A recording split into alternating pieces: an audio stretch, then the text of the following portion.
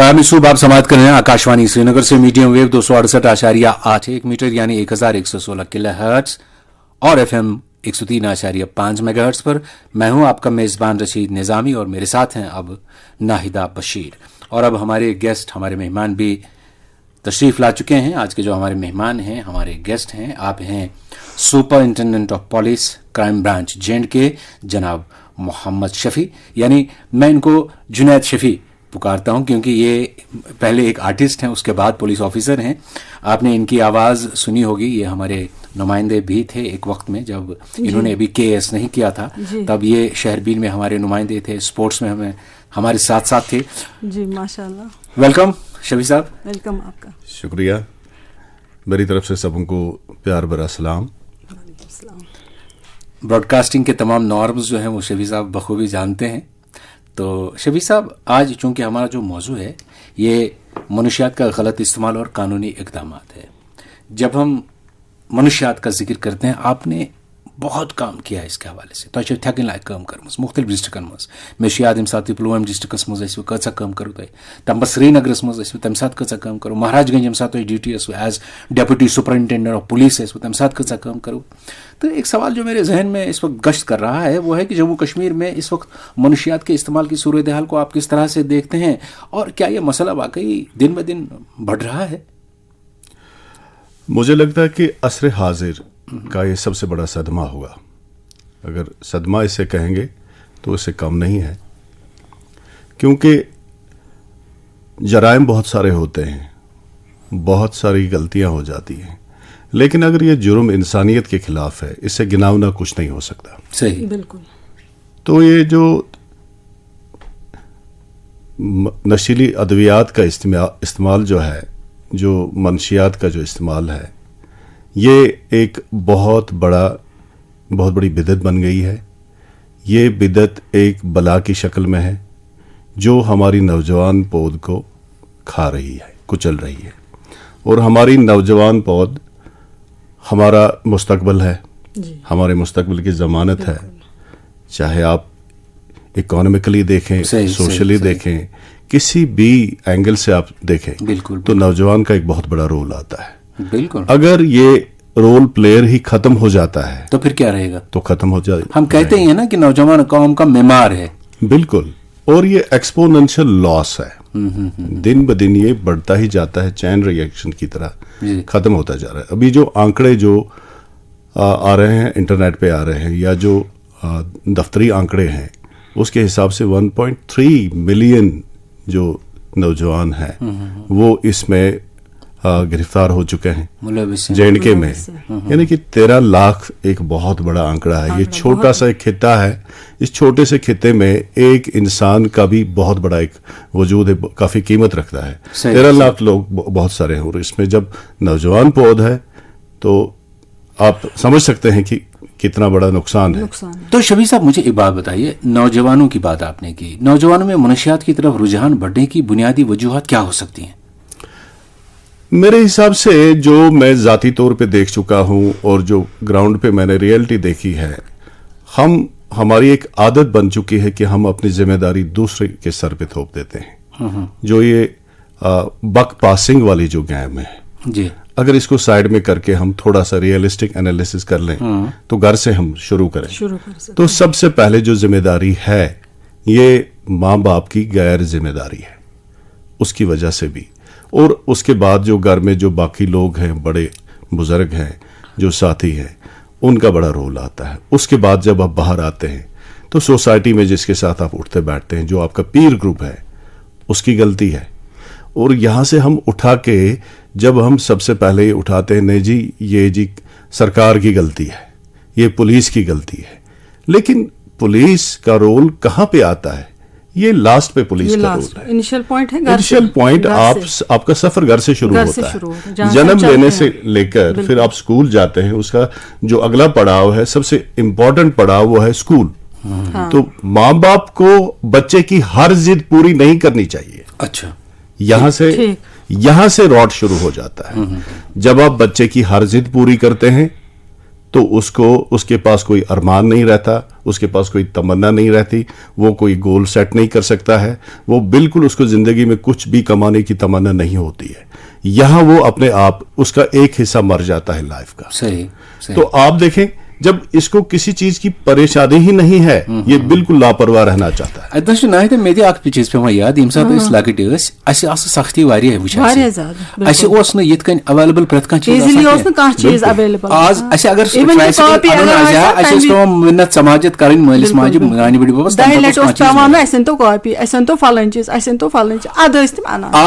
आज बच्चे को अवेलेबल एक बार कहता है या बिना कहे भी उसको अवेलेबल हो जाती है सारी चीजें। हाँ, आपने बिल्कुल सही कहा कि बेजा हमें उसमें रवानी नहीं रखनी है चीजों की। खान माजर वान खान माजर करू बच्चस, मगर खान माजर करू अमिस कुन हदस तान खेनस चेनस मज रोजू अमिस सत। अगर लोल सान अमिस बत म्योंड खाओ कह चीज खाओ चाहो सह खान माजर। परनस लेखनस मज तरबियतस मज अत मज कुन कस्मुक तह लिहाज पास कर कहें। सारे खुद अहम चीज यह कि बच्चस मज गोडे बड़राउन तमस मज जज्बा बड़राउन कि तमस गस अरमान गसन तमस गसन क्यूरियोसिटी गस तमस मज गसन पद के मे लाइफ मज कह करुन, और वो फिक्रमंद हो जाता है। बिल्कुल उसमें एकदम से जिम्मेदारी संभालने का वो जज्बा पैदा होता है। और जब जिम्मेदारी पैदा हैंडल करने का जब जज्बा इसमें आ जाता है, उसमें गुण भी पैदा होते हैं। अगर गुण नहीं होंगे तो वो गुण सीख लेता है, वो गुण सीख लेता है। लेकिन ड्रग की एक जो सबसे नेगेटिव जो इफेक्ट इसका है, ये आपको लापरवाह कर देता है। बिल्कुल इसका गुण ही खत्म करा ये तथ जनतस में वातनावान यथ अंदर कन जहनम यह दुनिया वाहिद जेल यथ कुलफ अंदर कन। सही बात है, अत कुलफ नेबर कन कह पानस नश कुलफ तो कूंज सही। लिहाजा कर सारे खुद अहम चीज युस जन गोडनिच अत मज जिम्मेदारी सह गर। अम पे नबर सोन सोशल सेटअप पे मस्जिद मज मंदिरस मज गुरुद्वारस मज कहीं पे भी जिस भी इबादत गाह में जाए, वहां पे किसी भी इबादत गाह में किसी भी मजहब की किसी इबादत गाह में कहीं ये नहीं सिखाया जाता है आप नशा करो या आप ऐसा कुछ करो जिससे बर्बादी हो। आप देखिए ये मैक्सिमम चीजों में 99% चीजों में हर मजहब एक ही पेज पे है। बिल्कुल। और इस मामले में भी एक ही पेज पे। आप देखें, कोई भी सोसाइटी नहीं चाहती कि हमारी नौजवान बहुत खत्म हो जाए। सही बात। हमारा एक सपना है 2042 तक जो ड्रीम 2042 वाला है, ये वो ड्रीम है जब हम दुनिया में नंबर 1 बन जाएंगे हर चीज में। अच्छा, वो किस बलबूते पे हम कह रहे हैं? अगर वेस्ट भी इस वक्त देख रहा है, वो हमारी तरफ इसलिए देख रहा है कि हमारे पास सबसे ज्यादा ह्यूमन रिसोर्सेज है। सही। हमारे पास ये दुनिया का पहला मुल्क है जिसमें युवा पॉपुलेशन ज्यादा है, नौजवानों की पॉपुलेशन ज्यादा है। नौजवान, तो इस तरह से ये नौजवान को सिर्फ पॉपुलेशन ही नहीं देखते, वो इसको देखते हैं ह्यूमन रिसोर्सेज के तौर पे। बिल्कुल। वेस्ट की नजर पे भी वेस्ट की नजर इस पे ऐसे ही है। तो ये जो हमारा बहुत ही कीमती सरमाया है, जिसका बिल्कुल ये सरमाया कैसे जाया हो रहा है हमारी छोटी सी लापरवाही से। शफी जुनैद शफी साहब, हमने जो एक टारगेट रखा है 100 दिन का जी, नशा मुक्त जम्मू कश्मीर, बिल्कुल, तो इस पे भी हम आगे बात करेंगे। बेतिश क्या वारिया कथ क्या सवाल आसान नाहिदा जी जहनस मज वुन गश्त करान तम त प्रसो तुम, मगर यपर अख बेहतरीन बात हन तुंद बापत थमज। अश पूर उम्मीद तुह ती पसंद तो बोजन वालन ती पसंद, वलियो बोजो। वाबखार सरुन कलाम बोजू तो आवाज गुलाम हसन सूब सबिन। इस वक्त आप पयाम सुबह समात कर रहे हैं अपने मेजबान रशीद निजामी और नाहिदा बशीर के साथ। हमारे इस वक्त के मेहमान, आज के हमारे guest, superintendent of police crime branch J&K जनाब जुनैद शफी साहब। नाहिदा जी सर, आप मुझे बताइए कि मान लीजिए कोई बच्चा या कोई यूथ नशे में पड़ गया, अब घर वालों या किसी और को कैसे पता चलेगा कि ये इस गलत रास्ते पे चल पड़ा है? बिल्कुल आसान तरीका है, क्योंकि बच्चा जो है ये सबसे ज्यादा माँ बाप की सोहबत में रहता है या भाई बहनों की सोहबत में रहता है। हाँ। माँ बाप को चाहिए कि बच्चे की हर हरकत पे नजर रखे। ठीक। हाँ। ये खाना कब खाता है, कैसे खाता है, कितना खाता है, कोई डिफरेंट खाना तो नहीं मांग रहा है। अच्छा। नंबर 1। नंबर 2, सोता कब है, सोता है कि नहीं सोता है, पूरा इसकी नींद वॉच रखना है इस पे। नंबर 3, उठना। कभी उठता है वो जो मुकर्रर टाइम है, तो उस पर अगर नहीं उठता है, कुछ ज़्यादा कुछ करता है। इसी तरह से स्कूल में भी जो पीर ग्रुप इसका है, पीर ग्रुप तो रिपोर्ट नहीं करेगा, लेकिन टीचर के साथ अगर इंटरेक्शन माँ बाप की रहेगी, कंटिन्यूअस इंटरेक्शन, टीचर्स भी इनपुट देते हैं, वो भी फीडबैक देते हैं बच्चे की जो इसकी प्रोग्रेस होती है, एकेडमिक प्रोग्रेस, इसके साथ साथ वो बताते हैं इसकी बिहेवियरल जो इसका बिहेवियर वहां पे ये कैसे बिहेव करता है, घर में कैसे बिहेव करता है, चिड़चिड़ापन तो नहीं आ गया है, कोई कल जो हंसता खेलता बच्चा था आज क्यों ये इंडिफरेंट हो गया, क्या चीज हो गई इसमें। ये मोटे तौर पे कुछ साइंस है। और उसके बाद अगर कुछ खुदा ना खास्ता ऐसे कुछ होता भी है, इसकी तो प्रॉपर तरीके से ट्रीटमेंट जिसका कराया जा सकता है, और साइकेट्रिस्ट के पास ले जाइए। ठीक, साइकेट्रिस्ट भी देख सकता है, वो अपने हिसाब से इवैल्यूएशन कर सकता है। उसकी इवैल्यूएशन के बाद आपको कंफर्म हो जाएगा कि बच्चे की प्रॉब्लम है कि नहीं है प्रॉब्लम। मुझे एक बात बताइए, पुलिस या क्राइम ब्रांच का रोल कब बनता है? ये वाला जो जेना है, लास्ट जेना है इस सीढ़ी का, ये पहला जेना नहीं। यानी आप कहते हैं कि पहले आप घर में देख लीजिए, बिल्कुल, उसके बाद माशरे में देख लीजिए। सबसे इंपॉर्टेंट चीज क्या है? सबसे पहले इंपॉर्टेंट चीज है, पहले आप ले लीजिए इसमें प्रिवेंशंस, ठीक, कंजर्वेशन जो है, कंजर्वेशन, प्रिवेंशन, उसके बाद आप देख लीजिए ट्रीटमेंट। ट्रीटमेंट के बाद भी अगर हम देखते हैं कि ये बिल्कुल मानता नहीं है, ट्रीटमेंट में कोऑपरेट नहीं करता है, क्योंकि डायरेक्शन वाला जो ट्रीटमेंट है इसमें बड़ा लाजमी है कि इसकी अपनी कोऑपरेशन इंपॉर्टेंट है। अच्छा, हमें रीजनिंग की तरफ तो नहीं जाना होगा कि क्यों ये हुआ है, अगर बच्चे में तब्दीली आई है, क्या कोई खास कारण रहा, क्या कोई वजह रही?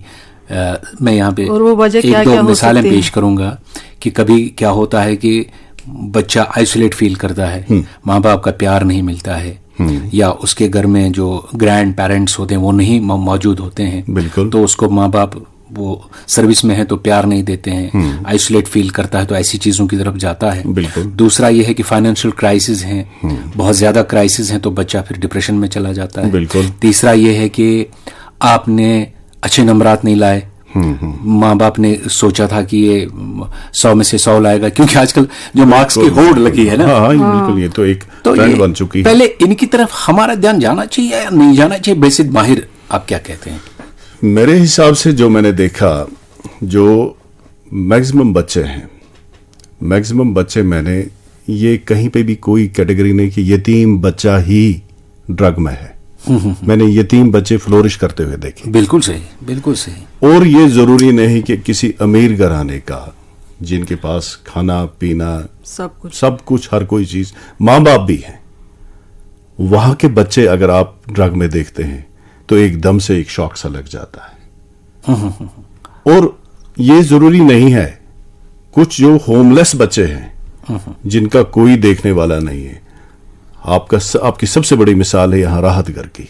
जी जी जी, जी। राहत घर से ऐसे सितारे निकले हैं, हीरे निकले हैं जी, जो हीरे निकले हैं, जो चमक रहे हैं इस वक्त, और आपके सामने वो बड़ी मिसाल है। बिल्कुल सही। और वही किसी बहुत बड़े महल से एक ऐसा बच्चा निकला है जिसने पूरे घर का ही नाम खराब कर दिया और अपने आप को भी डुबो दिया, खत्म कर दिया। तो ये जरूरी नहीं है कि ये जो हम जिस तरीके से जो हमारी पुरानी जो स्केल रही है इस बीमारी को मापने की, हमें इसको ऐसे देखना चाहिए कि सबसे इंपॉर्टेंट चीज ये है कि वो सवारी अपने सामान की खुद जिम्मेदार है। छोटा सा कोट है, इसने बड़े लोगों की लाइव्स चेंज की है। सक्सेस स्टोरीज आप पढ़िए, बच्चों को सुनाइए, और बच्चा जब कोई सक्सेस स्टोरी सुनता है, देखता है, तो एकदम से उसको पता चलता है कि ये सब सहारे जो हैं, ये सब सहारे जरूरी नहीं, क्योंकि हर चीज का हल इसी के पास है। ये फैक्टर्स तो हैं जो फैक्टर्स आपने बताए, लेकिन सबसे इंपॉर्टेंट फैक्टर क्या है? हमने जो बच्चे में इंड्यूस किया है कि भाई आपको डॉक्टर बनना है, आपको आईएएस ऑफिसर बनना है, आईपीएस ऑफिसर बनना है, बाकी चीजें। हमारी दुनिया एक वक्त है डॉक्टर और इंजीनियर, आज है आईएएस, आईपीएस, केएएस, केपीएस। बिल्कुल सही। दुनिया इतनी ही बड़ी नहीं है। मुझे बताइए, जो बड़े बड़े साइंटिस्ट हैं उनका क्या, जो हमारे आर्टिस्ट हैं उनका क्या, जो बड़े बड़े आर्टिस्ट हैं उनका क्या, जो बड़े बड़े बिजनेसमैन हैं उनका क्या, जो इस वक्त स्पोर्ट्स पर्सन हैं उनका क्या, ये दुनिया बहुत बड़ी है, दुनिया इतनी छोटी नहीं है। हम बच्चे को सीमित कर देते हैं किसी एक छोटे से गोल तक, बोलते हैं कि यहां से यहां तक आपको जरूरी जाना है।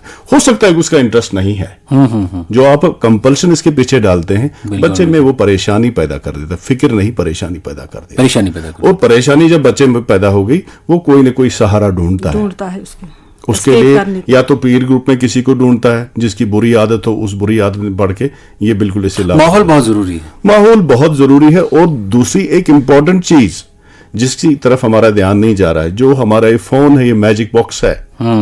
ऑल्दो इसने दुनिया को मिला दिया है, छोटा सा एक मोहल्ला बना दिया है, बिल्कुल, लेकिन वहीं इसने बहुत सारी बीमारियों को भी लाया है जो देख नहीं रहे हैं, जिन बीमारियों को हम देख नहीं रहे। और इसके थ्रू कनेक्ट कैसे बच्चा हो जाता है ऐसे लोगों के साथ, ऐसे ग्रुप्स के साथ जो ग्रुप्स बुरी सोहबत में है, बुरी आदतों में है। तो ये जो ड्रग्स का है, बाकी चीजें जो कुछ भी इसको मिलती है यहाँ पे इंफॉर्मेशन, ये तो इसी से मिलती है।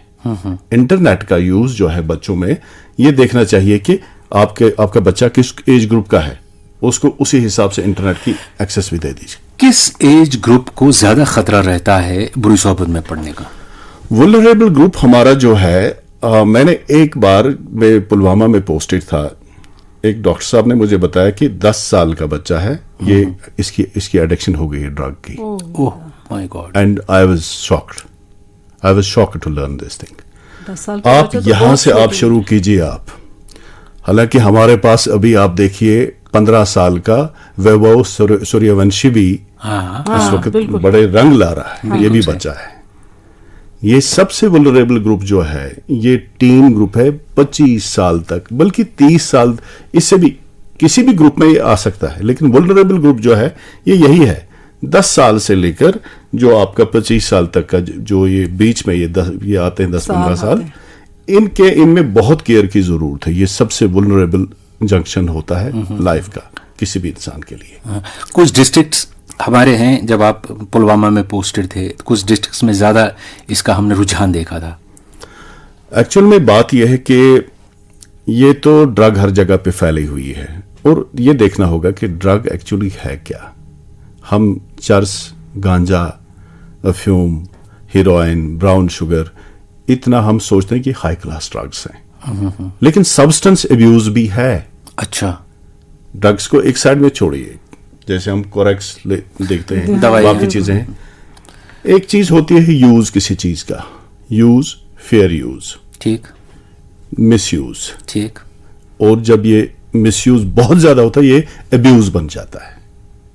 मिसयूज ही अब्यूज बन जाता है, ठीक है ना? बिल्कुल। तो यहां पे हमें ये देखना होगा कि जो आपने बात की कि उस खिते में ज्यादा है, इस खिते में ज्यादा है, ऐसी बात नहीं है। रिपोर्ट्स जब हम देखते हैं, जहां पे भी कहीं कुछ दिखता है, कहते हैं कि यहीं ड्रग है, फैला हुआ हर जगह पे है। इंटरनेट के थ्रू जो हम कैंपेन्स करते हैं, सब देखते हैं, जिसको पता नहीं है ड्रग का, ये क्या चीज है, ये ड्रग है, आ गई एक अवेयरनेस। ये इसका नेगेटिव इम्पैक्ट भी है। जो लोग इसके पीछे हैं, उनमें क्रेविंग्स हैं, उनमें बहुत ज्यादा ये तमन्नाएं हैं कि चलो हम भी देखते हैं। लेकिन इसमें इंपॉर्टेंट चीज ये है कि जो सब्सटेंसेस हम यूज करते हैं, जहां पे सबसे ज्यादा ये मेडिकल शॉप्स होते थे, उन मेडिकल शॉप्स के आसपास आपको ऐसे ज्यादा नौजवान मिलते थे, ऐसे ज्यादा बच्चे मिलते थे जो इसका मिसयूज करते थे ड्रग का। और ऐसे जो आउटलेट्स, जिन आउटलेट्स पे ये अवेलेबल रहते थे मार्केट में, जहां मार्केट ज्यादा नजदीक है, वहां पे ज्यादा होता था। गांव जहां दूर देहात में कहीं मार्केट ज्यादा नहीं है, कुछ ज्यादा नहीं है, वहां पे आप पॉपुलेशन का बहुत छोटा प्रोपोर्शन देख लेंगे जो इसमें इन्वॉल्व है। जुनैद साहब, एक खास बात जो मैं यहाँ पर दोहराना चाहूँगा, कई प्रोग्रामों में मैंने दोहराई है, यहाँ पर सेल्फ मेडिकेशन का एक जो रुझान कश्मीर में है ना, कि आप किसी के दवाई की दुकान पर जाइए, आपको नुस्खा नहीं देखा जाएगा, आप कहेंगे फलाना दवा दीजिए, आपको दवाई मिलती है और आप इस्तेमाल करते हैं। क्या ये भी एक वजह है कि यहाँ ये वबा जो है फैली है ज़्यादा? निजामी साहब, अगर आप देखेंगे पिछले कुछ बरस से यहाँ पे स्टेट में एक बहुत बड़ा प्रोग्राम चल रहा है, जो कि स्पॉन्सर्ड प्रोग्राम है सीधे सेंटर से, एनकॉर्ड का प्रोग्राम चल रहा है। एनकॉर्ड का बिल्कुल मकसद ही यही है कि किस तरीके से हम ड्रग की बिल्कुल यहां से बेकनी कर देंगे, या जो ड्रग यहां पे लाते हैं उनको कैसे हम साइड में ले जाएंगे, ठिकाने लगाएंगे और सोसाइटी को बचाएंगे।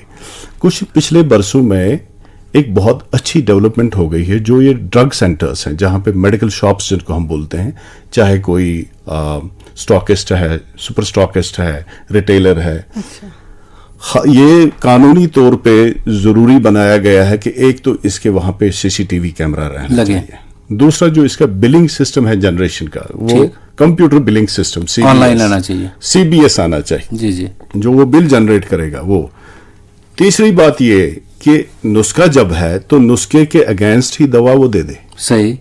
दूसरे, और अगर नुस्खा नहीं है, नुस्खे के बगैर दवाई नहीं दे सकते, खासकर वो दवाइयां जो शेड्यूल ड्रग्स हैं। कुछ ड्रग्स ऐसी हैं, उनकी कैटेगरी ये रखी गई है जिनको ज्यादा लेने से एडिक्शन हो सकती है, अगर उनको शेड्यूल ड्रग्स बोलते हैं, वो उस पर लिखा होता है। उनका एक मुख्तसर सा स्टॉक रहता है हर स्टॉकिस्ट के पास, और उसको जवाब देना पड़ता है ड्रग डिपार्टमेंट को, सरकार को जवाब देना पड़ता है, चाहे फैक्ट्री कोई मैन्युफैक्चर करे, कोई भी करे। तो इसकी सब हर किसी को ये चीजें पता होती हैं कि कितनी मिकदार में पैदा किया गया और ये तैयार किया गया और कितनी मिकदार में बेचा गया, तो उसका हिसाब उनको देना पड़ता है, और ये सब कुछ जुड़ा हुआ है, इंटीग्रेटेड सिस्टम है। तो अभी काफी आप अगर अभी देख लेंगे, एक सर्वे कंडक्ट कर लेंगे, आप देख लेंगे काफी फर्क आ गया है, और ऐसे नहीं, कोई मेडिकल शॉप ऐसे तो नहीं दे सकती। ये जो 100 दिन का हमने टारगेट रखा है जी कि नशा मुक्त हम जम्मू कश्मीर को करेंगे, कहां तक कामयाबी मिली है? मैं कहता हूं कि well begun is half done. हमने ऑलरेडी एक अच्छी बिगिनिंग की है, एनकॉर्ड यहाँ पे जो आ गया है जी।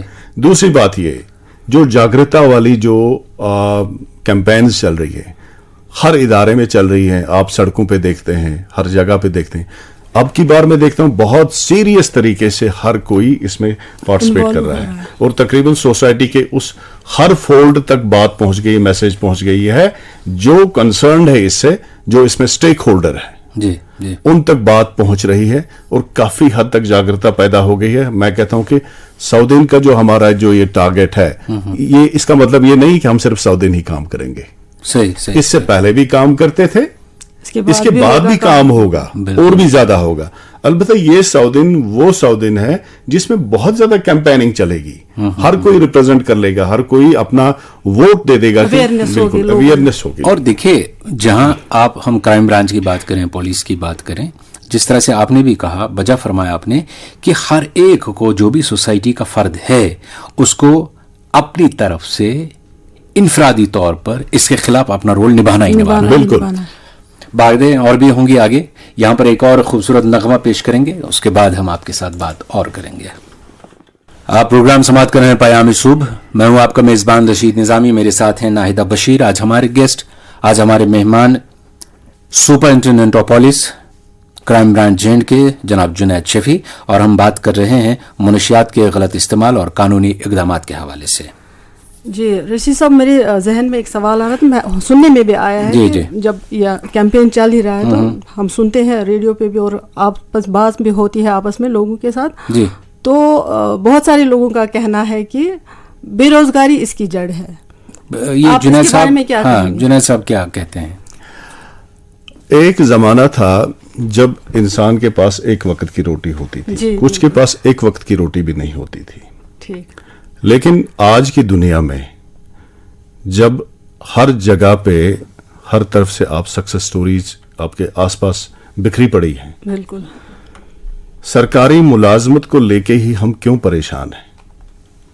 सरकारी मुलाजमत के पीछे जो हमने गोल बनाया हुआ सरकारी मुलाजमत का जी, सबसे पहले हम अपने जो मेंटल फैकल्टीज हैं इनको हम लिमिट करते हैं। हमें जो सलाहियत है, काबिलियत है कुछ और भी करने की, पहले हम उसको सीधे सुलाते हैं उन सलाहियतों को। दूसरी बात यह कि हम अपने आप को बीमार कर देते हैं। जब हम बिल्कुल बीमार कर देते हैं अपने आप को, क्योंकि सरकारी मुलाजमत जो है ये, इसमें काफ़ी कंपटीशन है, बहुत सारी चीज़ें हैं, और इसका मतलब ये नहीं है कि वहां पैसा मिलता है, दूसरे कामों में पैसा नहीं मिलता है। जो बड़े बड़े इंडस्ट्रियलिस्ट्स यहां पे हैं, अभी आप देखते हैं कि यहां इंडस्ट्रीज का दौर है, यहाँ कश्मीर में एक वक्त में इंडस्ट्रीज नहीं थी। आप यहाँ से लासीपुरा जाइए, वहाँ हजारों नौजवान आपको मिलेंगे जो काम करते हैं या एंटरप्रेन्योर्स हैं। बिल्कुल। यहाँ पे स्कीम्स हैं सरकार के पास, जिसके पास सरकारी नौकरी नहीं है वो अपनी काबिलियत के हिसाब से कोई काम शुरू कर सकता है। जी। जो हम ये थोपते हैं सीधे कि ऐसा मसाइल रोजगार, ये रोजगार का मसला नहीं है, ये एक्चुअली काबिलियत का मसला है। यहाँ जंगल में बंदर होता है, उस बंदर को भी खाना खाने के लिए इधर उधर भागना दौड़ना पड़ता है। बिल्कुल। इसका ये मतलब नहीं है कि बंदर अपनी जो नेचुरल उसकी कैपेबिलिटीज है उनको छोड़ के कुछ और करे। नहीं। तो ये जो इंसान की जो टेंडेंसीज है ज्यादा पाने की, हाँ, सबसे असल पहले में वो है। अपनी ख्वाहिशात को आप काबू में रखिए। बिल्कुल। जितना आपको चाहिए उतना ले लीजिए, उतने की ही तमन्ना कीजिए। उससे ज्यादा की तमन्ना अगर आप करेंगे आप अपने आप को एग्जॉस्ट कर रहे हैं।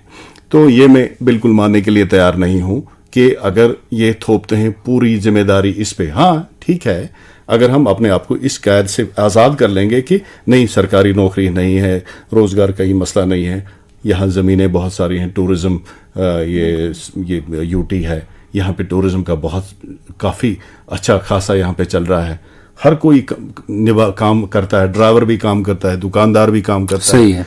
तो ऐसे में अगर हम ये क्लेम कर लेंगे तो मुझे लगता है कि हम में नाकाबिलियत है। हमें अपनी काबिलियत को उजागर करना चाहिए, हमें अपने अंदर वो काबिलियत पैदा करनी चाहिए कि ये रखना ही नहीं चाहिए। तो काबिलियत अगर होगी भी, लेकिन यानी हमने पढ़ अपनी लिख सोच के को बिल्कुल बिठा दिया है। पढ़ लिख के इंसान घर के कमरे में बैठे और कहे कि नौकरी खिड़की से आएगी, बिल्कुल, और सिगरेट पीने के लिए बैठे, इसलिए दो नहीं, वो तो लोग गलत करने बात हैं, है। कुछ न कुछ। और अगर हम अपने क्राइम ब्रांच की बात करें, इस मसले से निपटने के लिए कौन से अमली इकदाम किए जाते हैं? हमारे क्राइम ब्रांच में एक स्पेशलाइज्ड विंग है, anti narcotic task force, ANTF। ANTF बिल्कुल इसी चीज पे काम करती है। एक तो कैंपेनिंग भी, हमारा एक ही रोल नहीं है, पुलिस का रोल बहुत ज्यादा आ गया है, उस्ताद का रोल भी आ गया है, सही, रोकने वाले का रोल भी आ गया है, तकरीबन माँ बाप की रेस्पॉन्सिबिलिटी भी हम पे ही आ गई है। और अगर कोई मानता नहीं है, और इम्पॉर्टेंट चीज ये है, हमें बहुत सारी चीजें हमारे दिमाग में घूमती हैं जब हम इस मसले को हैंडल करते हैं। जी, हमने डिवाइड करके रखा है इन चीजों को, कैटेगराइज करके रखा है इन लोगों को। वो ज्यादा अच्छा है। एक तो यह है कि शिकार, जो ड्रग का शिकार है, ये बीमार होता है, इसको इलाज की जरूरत होती ठीक है। इसको बीमार कौन करता है, किस चीज से बीमार हो जाता है, इसमें रेस्पॉन्सिबल कौन है? एक्चुअल में मुलजिम वो है, मुजरिम वो है, मुजरिम बिल्कुल जो ड्रग्स फराम करता है, और वो जो ड्रग्स वहां से बेचता है और ये बीच में ये ड्रग्स इस तक पहुंचाता है। पेडलर, किंग पिन, जो इसमें किंग पिन्स होते हैं, किंग पिन्स तक पहुंचना, इस तक पहुंचना, ये हमारा रोल है। दूसरा रोल है कि इसमें जो साजिशें हैं, जैसे इसमें फाइनेंशियल ट्रांजैक्शंस होती हैं, या जो बैकवर्ड फॉरवर्ड लिंक्स हैं, इसका किसके साथ कॉन्टैक्ट है, ये इसमें साइबर एनालिसिस हम कर लेते हैं जी। प्रॉपर इसका मूवमेंट पैटर्न देखते हैं, कहाँ जाता है, कहाँ आता है, किसके साथ उठता बैठता है, किसके साथ ट्रांजैक्शन है, हर किसी को हम दायरे में लेकर सवाल वाले कटघरे में खड़ा करके सवाल करते हैं और पूछते हैं कि ऐसे क्या है। क्योंकि हमारा जो अप्रोच है सिर्फ इतना ही नहीं है, सुपरफिशियल ट्रीटमेंट नहीं है, हम लोग साथ साथ में इस एडिक्शन भी कराते हैं। J&K पुलिस इंडिया की पहली पुलिस है जिनके अपने डी एडिक्शन सेंटर्स हैं। अच्छा। बिल्कुल, हमारे पास इस वक्त भी 10 डी एडिक्शन सेंटर्स जो इस वक्त यूटी में चल रहे हैं, जो इलाज फराहम करते हैं इस नशे की लत में जो मुब्तला नौजवान है। इसमें अच्छा, मेरे जहन में एक सवाल आ रहा है, आपकी बात मौजूद रहे कि अब मुझे पता चल गया है कि कोई बंदा इसमें मुब्तला हो गया है, तो हमें पहला कदम क्या उठाना चाहिए? सबसे पहले क्या करना चाहिए? सबसे पहले ये देखना चाहिए, पता चलेगा कि फलान आदमी है इसमें, इसका इलाज है। सबसे पहले इसको आप साइकेट्रिस्ट के पास ले जाइए। साइकेट्रिस्ट हर डी एडिक्शन सेंटर पे मौजूद रहता है। अच्छा। हर डिस्ट्रिक्ट में डी एडिक्शन सेंटर्स हैं और सोशल वेलफेयर डिपार्टमेंट के भी डी एडिक्शन सेंटर्स हैं, हेल्थ डिपार्टमेंट के डी एडिक्शन सेंटर्स हैं। सबसे ज्यादा उन्हीं के डी एडिक्शन सेंटर, तकरीबन 30-35 डी एडिक्शन सेंटर्स इस वक्त चल रहे हैं पूरी यूटी में। तो हर जगह पे इलाज मौजूद है। अलबत्ता जो वहां जाना जो है वो इम्पॉर्टेंट स्टेप है। अच्छा, आप किस तरीके से बच्चे को, जैसे कुछ लोग बदनामी के डर से नहीं ले जाते हैं आगे, तो वो एक बहुत ही एक संगीन मसला है। मोटिवेटेड रहना चाहिए सबसे पहले माँ बाप को, या जो भी वारिस इसका है, कि बदनामी वगैरह कुछ भी नहीं है। दो सवाल मुझ तक जुनैद शफी साहब पहुंचे हैं जी।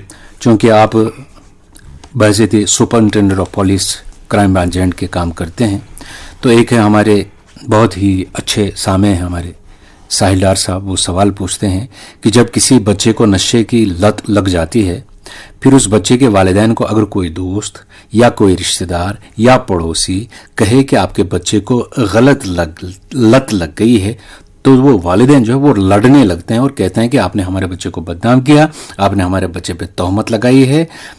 तो फिर ऐसे में वालिदैन को क्या करना चाहिए जब उनको कोई कहता है कि आपके बच्चे को नशे की लत लग गई है?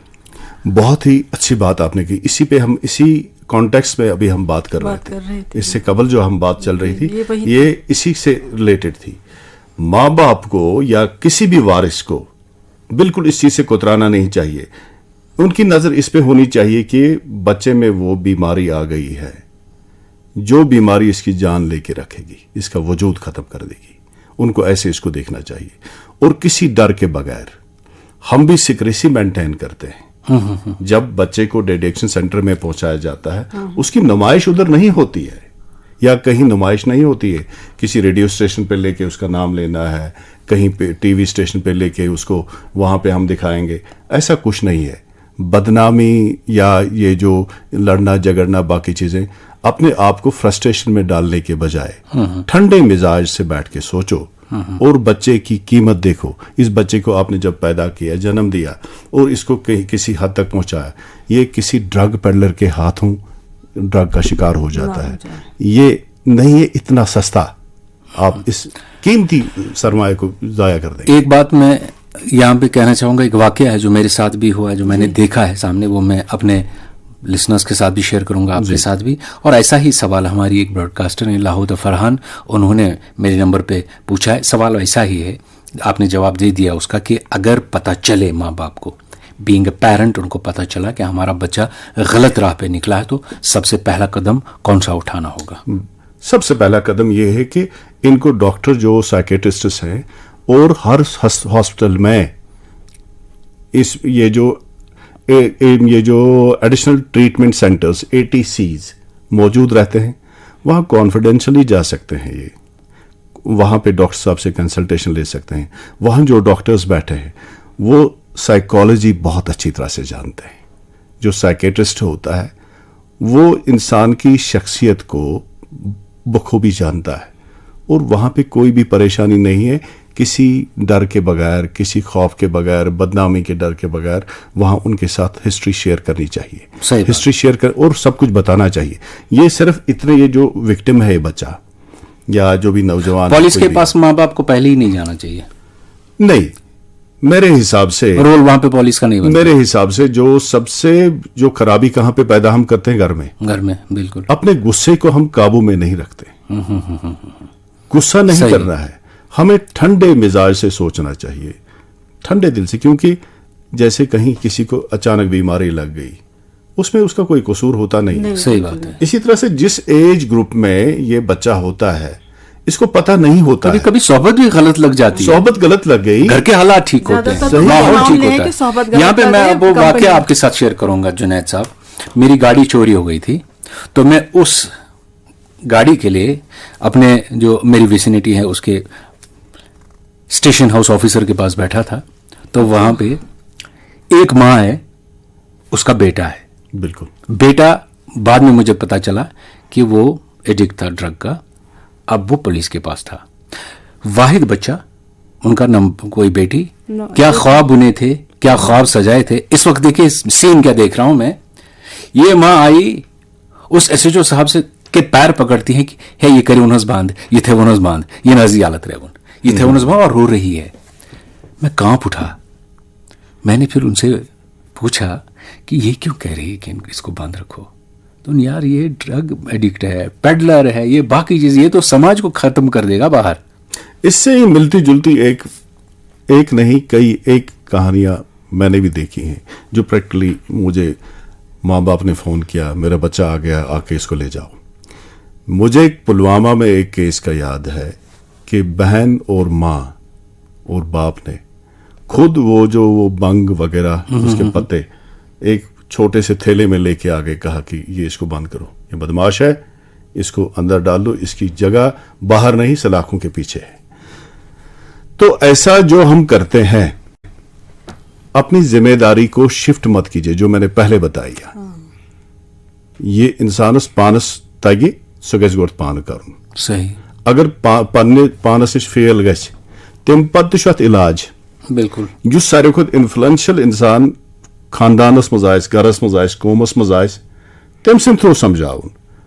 अगर पत पीर ग्रुपस मज कह बच्चो युस बच असल बे सारे खुद इंपॉर्टेंट चीज कूर आस लड़का आस सोहबतस पे जरूरी नजर थावन। बिल्कुल। सारे खुद अहम चीज ये नेबर वुचान अंदर गरस मज बेन बयस समिस सिलेक्टेड रोजन, कमिस सत रोज ज्यादा, कमिस सत रोज कम। ये वो नेबर नेर स्कूलस मज या स्कूल नेबर अत ज्यादा जरूरी बनान कि अत गस पे जरूरी नजर कि यह कमिस वथान बेहान या अमिस कमिस फोन गोड वुचन यह कि फोन अमिस दिन किन कहें। सारे खुद बड़ खराबी सही। यु जन मैक्सिमम वुचान यम क्रैक गसान केसेस गसान फोन थ्रू क्रैक, यम तम कॉन्टैक्ट्स गसान मैक्सिमम फोन थ्रू। लिहाजा कर बड़ जरूरी यह फोन यम वक्त गस काबू, पत बच्चस पे असल क्लोज देख रेख रोज, उसके बाद हम एक्सपेक्ट कर सकते हैं कि हम सही जगह पे हैं। हमें पता चलेगा कि अगर कुछ जाए फॉल्ट जोनस पे कदम पे अत वापस आएंगे। और यहाँ पे कुछ बातें हैं जो मैं आपके साथ शेयर करना चाहूँगा, वो ये है कि वालिदैन और असातिज़ा नौजवानों को मनुष्यात से बचाने में या मनुष्यात से दूर रखने में अपना किरदार तो निभा सकते हैं सभी। जहाँ माँ बाप को किरदार निभाना है, वहाँ असातिज़ा को भी किरदार निभाना है। सही बात। और मुझे ये भी बताइए, क्या अवाम पुलिस की मदद कर सकती है? मैं कहता हूं कि पुलिस जो है, पुलिस अवाम का एक ऐसा बाजू है जिसे काम लेते हैं। असल ताकत तो अवाम है। सही। अवाम में सबसे बड़े स्टेक होल्डर्स एक तो फैमिली है, सेकंड स्टेक होल्डर स्कूल है, तीसरा स्टेक होल्डर जो है वो है जो मजहबी इदारा कोई है, चौथा जो है कोई समाजी इदारा है, उसके बाद हमारा रोल आता है। सही। पुलिस का रोल पहले नहीं आता है। बिल्कुल बिल्कुल। हमें जब बिल्कुल दिखती है कि सिचुएशन कंट्रोल नहीं हो रही है, कंजर्वेटिव स्टेप से नहीं हो रही है, प्रिवेंटिव स्टेप से नहीं हो रही है, बिल्कुल जब फेलियर होता है, जब वबाई ही हमें दिखती है, तब हम उठाते हैं स्टेप। वो भी हम सोच समझ के स्टेप उठाते हैं कि किसको हमें पकड़ना चाहिए। सही। जब तक ये साबित नहीं होता कि बियॉन्ड शैडो ऑफ डाउट पूरी तरह से हमें साबित नहीं होता कि ये इसमें इन्वॉल्व है, ये खराबी कर रहा है, तब हमारा रोल स्टार्ट होता है। विक्टिम के खिलाफ तो हम ये चाहते हैं कि जो स्टेक होल्डर्स बाकी फैमिली अपना रोल निभाए, मजहबी इदारे अपना रोल निभाए, समाजी इदारे अपना रोल निभाए, स्कूल अपना रोल निभाए। मुझे एक बात बताइए जुनैद शफी साहब, मनुष्यात के आदि अफराद के लिए क्या कोई रिहैबिलिटेशन के इकदाम मौजूद हैं या पुलिस इस हवाले से कोई किरदार अदा करती है? मैंने निजामी साहब इससे पहले बताया, जम्मू कश्मीर पुलिस मुल्क की वाहिद पुलिस है जिसके अपने डे एडिक्शन सेंटर्स हैं। हमारे इस वक्त पूरी यूटी में 10 सेंटर्स फैले हुए हैं। इसी तरह से 15 सेंटर्स हैं हेल्थ डिपार्टमेंट के, 10 सेंटर्स हैं सोशल वेलफेयर डिपार्टमेंट के। तकरीबन 30-35 सेंटर्स इस वक्त पूरी यूटी में, छोटा सा यूटी है, इसमें फैले हुए हैं और वो हमेशा 24 घंटे 24/7 मौजूद रहते हैं रिहैबिलिटेशन के लिए। रिहैबिलिटेशन जो इनकी है या जो इनका ट्रीटमेंट है, ट्रीटमेंट फैसिलिटी के लिए मौजूद रहते हैं। ऐसा नहीं है कि हम हवा में बात कर रहे हैं, मुनज़्ज़म तरीके से हिकमत अमली तरतीब दी गई है और मुनज़्ज़म तरीके से इस पे काम भी चल रहा है। कितने केसेस आपकी नजर में ऐसे हैं, वो किसी भी डिस्ट्रिक्ट के जहां आपने काम किया हो, जो पहले इस लत में गिरफ्तार हुए थे, उसके बाद आज वो नॉर्मल जिंदगी गुजार रहे हैं? निजामी साहब, आंकड़े बताना तो मुश्किल है, लेकिन शायद मौजून ये रहेगा। एक केस के बारे में बताऊंगा मैंने एक बार एक लड़का पुलवामा में तब पोस्टेड था, सड़क पे ऐसे पड़ा हुआ देखा, वो बिल्कुल बेहोश पड़ा था। हमने उसको जब हॉस्पिटल पहुंचाया तो डॉक्टर ने देखा, उसने कहा कि ये तो बिल्कुल मुर्दा जैसा है। उसका इलाज तकरीबन 3-4 दिन किया। मैं बहुत ज्यादा फिक्रमंद था, क्योंकि हर कोई मुझे बोल रहा है कि यार ये तो आपने कोई लाश उठा के अपने सर डाल दी। ठीक। क्योंकि इनमें बहुत सारी परेशानियां रहती हैं। इनका जो सबसे ज्यादा अफेक्टेड पार्ट होता है बॉडी में, वो होता है लिवर। ओह। और इसको जब हमने हॉस्टल पहुंचाया, वहां उन्होंने उसका टेस्ट किया, हेपेटाइटिस सी इसमें पाया गया। अच्छा। पहली बात ये लीवर का ही है। बिल्कुल। और लिवर इसका मैक्सिमम डैमेज हो चुका था। तो तब अब मैं अल्लाह से भी मांगता हूं, अब मैं सोच रहा हूं कि अगर मैंने कोई अच्छा कोई काम किया, अब उसका वास्ता है ये कहीं मर ना जाए, कुछ ना हो जाए। लेकिन उसके माँ बाप जो थे वो बहुत कोऑपरेटिव थे। उसके फादर सामने आ गए, उसने कहा कि आप परेशान मत हो जाइए, ये पहली बार नहीं है, ये इससे पहले भी कई बार बेहोश हो गया, गिर गया, बहुत सारी परेशानियां हो गई। तो वो उसको बद्दुआएं दे रहा था। मैंने उसको कहा कि बद्दुआएं क्यों आप दे रहे? कहा कि नहीं, मेरे लिए अभी बदनामी का दब्बा बन गया। लेकिन जब वो होश में आ गया, होश में आने के बाद मैंने उससे पूछा, मैंने कहा कि क्या हुआ, ये क्यों आप ऐसा क्यों करते हैं आप? तो वो पहले रो रहा था, अजीब सा बिहेवियर उसका था। फिर मैंने तकरीबन 6-7 महीने के बाद देखा, 6-7 महीने के बाद मुझे मिला, कहा कि सर अगर मेरी ये लाइफ है, ये आपकी दी हुई लाइफ है। बिल्कुल ठीक हो गया। क्योंकि जब हमने उसको उठाया, उसको कुत्ते खींच रहे थे। अच्छा। रास्ते में पड़ा हुआ था, शाम का टाइम था, कुत्ते खींच रहे थे, उसकी हालत खराब हो। कहा कि सर मुझे ये आपकी दी हुई लाइफ है। ऐसे केसेस बहुत सारे और भी हैं। मैं डाउनटाउन में यहाँ था, गांधरबल में था, तो मैंने बहुत सारे ऐसे नौजवान देखे जो इस लत में पड़े हुए थे, लेकिन उन्होंने कोऑपरेट किया, ट्रीटमेंट फैसिलिटी में। अच्छा, जब ये ट्रीटमेंट कंप्लीट होता है तो वो बिल्कुल ठीक हो जाता है, मतलब उसको कोई और ड्रग लेने की, कोई दवाई लेने की जरूरत नहीं पड़ती है? बहुत अच्छा सवाल हो जाता है। बहुत अच्छा सवाल आपने किया। ट्रीटमेंट तो हो जाता है, लेकिन इसमें रिलैप्स के चांसेस भी मैक्सिमम होते हैं। रिलैप्स का मतलब ये है कि ये दोबारा जा सकता है उसी रास्ते। बिल्कुल सही। यहां पे उसको अपनों की जरूरत होती है। जब उसको इमोशनल सपोर्ट मिलता है, बिल्कुल सही, इमोशनल सपोर्ट दोस्तों से, बाकी लोगों से, क्योंकि ये एक किस्म का हारा हुआ एक इंसान अपने आप को महसूस करता है। सही बात है। जब तक उसमें हम नई उमंगें नहीं भरते हैं, उसमें अच्छी चीजें नहीं, पॉजिटिविटी उसके आसपास नहीं रखते हैं, उसमें चांसेस ये होते हैं कि वो उसको लगता है कि मेरा सहारा, क्योंकि डिपेंडेंसी उसकी हो गई होती है ड्रग्स के साथ। वो स्टेज जब उसने कवर किया होता है, उस स्टेज को कवर करने के बाद वापस आना बहुत मुश्किल होता है। सही। अगर डिपेंडेंसी के स्टेज से वापस कोई वहां पे साइकिट्रिस्ट की भी जरूरत है, वालिदैन की भी जरूरत है, और डॉक्टर की भी जरूरत है। बातें और भी होंगी। बेइती करो तो ऐसी दिन जुनैद शफी साहब का या पर बोझो भाई खूबसूरत बात हम तंपत करो का। हम इस वक्त गुफ्तगू कर रहे हैं superintendent of police Junaid Shafi साहब से, और हमारा आज का मौजू है मुनशियात का गलत इस्तेमाल और कानूनी इकदाम। जब हम नशे की बात करते हैं तो जुनैद शफी, मोबाइल भी एक नशा है। आजकल हम नौजवानों को देखते हैं, मुख्तलिफ गेम्स खेलते हैं, मुख्तलिफ, यानी वो मोबाइल को छोड़ ही नहीं सकते हैं। बिल्कुल। ये बहुत ही परवक्त सवाल आपका है। अगर हम एडिक्शन की हम बात करें, एडिक्शन में सबसे बड़ा एडिक्शन मुझे लगता है कि ड्रग एडिक्शन से भी इस वक्त जो है वो है मोबाइल का एडिक्शन। क्योंकि ड्रग एडिक्शन एक मखसूस प्रोपोर्शन ही करता है, लेकिन ये जो मोबाइल है, मोबाइल तकरीबन हर एज ग्रुप के पास मौजूद है। बच्चे से लेकर जवान तक, बुजुर्ग तक, हर किसी के पास मोबाइल मौजूद है। और इस मोबाइल के साथ जो दिलचस्पी लोगों की बढ़ती जा रही है, इस बढ़ती दिलचस्पी के चलते ये एडिक्शन की शक्ल इख्तियार कर गया है। अब इसमें एक ही कोई साइट नहीं है, ये इंटरनेट है, इसमें हर कोई अच्छी बुरी चीज जुड़ी हुई है। सही। तो ये जो बुरी चीजें हैं, बुरी चीजों में इस वक्त सबसे बुरी चीज जो इस वक्त सामने आ गई है वो है साइबर स्लेवरी। अच्छा। गुलामी इस सेंचुरी में है। इसका नाम सुनते हमें लगता है कि इम्पॉसिबल है, बिल्कुल, लेकिन ये बड़ी स्मार्ट तरीके की गुलामी है। कोई हमारे अच्छे पढ़े लिखे नौजवान यहाँ पे हैं। इस वक्त एक रिपोर्ट के मुताबिक हिंदुस्तान के तकरीबन 30,000 से ज्यादा नौजवान ऐसे हैं जिनका कुछ अता पता नहीं है, जो यहाँ से बाहर चले गए हैं, खासकर लाओस, कंबोडिया, म्यांमार, वहां पे चले गए हैं, या कहीं अफ्रीका के मुल्कों में चले गए हैं। वो उनका कोई अता पता नहीं चलता है। अच्छा। एक्चुअल में है क्या कि जो ये टेक्नोक्रेट्स हैं, जो जानते हैं टेक्नोलॉजी और ये फोन्स का ऑपरेशन, कंप्यूटर्स का ऑपरेशन, जी। इनको यहाँ से लेके आज आप आए दिन सुनते हैं कि जॉब स्कैम्स हैं, ये जो फाइनेंशियल फ्रॉड्स हैं, ये सब चीजें, किसी का लुट गया बैंक खाता कुछ है, ये एक्चुअली इन्हीं नौजवानों को वहां पे टॉर्चर करके, अच्छा, मुनज़्ज़म तरीके से इनको लेके टॉर्चर करके फिर इनको इस्तेमाल किया जाता है। उनकी जो लोकल लैंग्वेज वहाँ होती है, लोकल लैंग्वेज में बात करा के बिल्कुल, फिर कोई बैंक अकाउंट शेयर करता है, कोई ओटीपी शेयर करता है, कोई कुछ करता है, अच्छा। पैसा एकदम चला जाता है। ये सबसे बड़ी बढ़ती हुई बिदत है।